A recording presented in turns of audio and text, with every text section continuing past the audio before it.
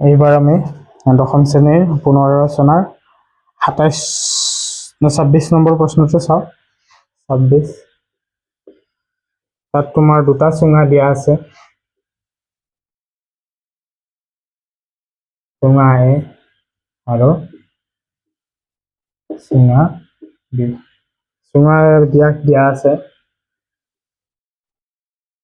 B আৰু উচ্চতা দিয়া আছে।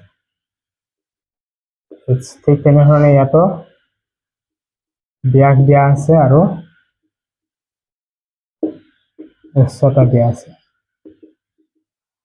প্ৰথমটোৰ ব্যাস দিয়া আছে 7 সেন্টিমিটাৰ আৰু দিয়া আছে উচ্চতা 14 সেন্টিমিটাৰ। দ্বিতীয়টো চুঙা বি দিয়া আছে 14 সেন্টিমিটাৰ আৰু 7 সেন্টিমিটাৰ।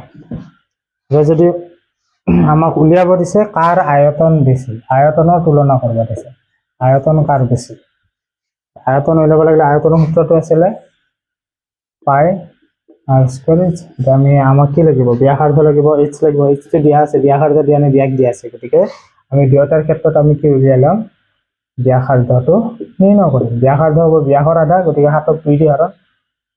ঠিক তেনেধৰণে ইয়াতে ব্যাসাৰ্ধ হ'ব 14/2 7 সেন্টিমিটাৰ। ইয়াত আমি হৰণ কৰি দিয়া নাই, দশমিকৰ তলে। গতিকে আমি উত্তৰটো উলিয়াও।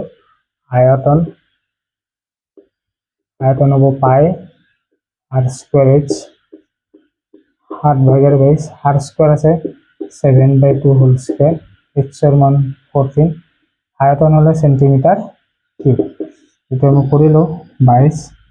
তলত কি আছে 2 দুটা, এনেকৈ 7 স্কয়ার আছে 7 দুটা 14। 7 7 কাটাকাটি গ'ল, 2 ৰে 11 বাৰ, 2 ৰে 7 বাৰ। 7 7 গুণ 49 আর এফালে 11 49 49 9 9 4 13 4 1 5 539 হয়ে গেল। তো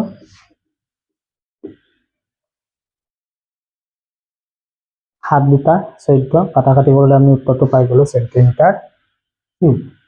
ইয়াতো আমি আয়তন উলিয়াও পাই আর স্কয়ার এইচ। পাইর ভ্যালু হব 7/22 আর ভ্যালু হল 7 স্কয়ার। এইচের ভ্যালু কিমান আছে 7। 22 7 পূরণ 7 পূরণ 7 এই 7 কাটাকাটি গেল, 7 3 49 22 গেল। 9 2 18 4 2 8 51 8 9 17 9 10 1078 সেন্টিমিটার কিউব। গতিকে নিশ্চয় চুঙা বিৰ আয়তন অধিক। তোমালোকে ক্যালকুলেশন কৰি চালে গম পাবা।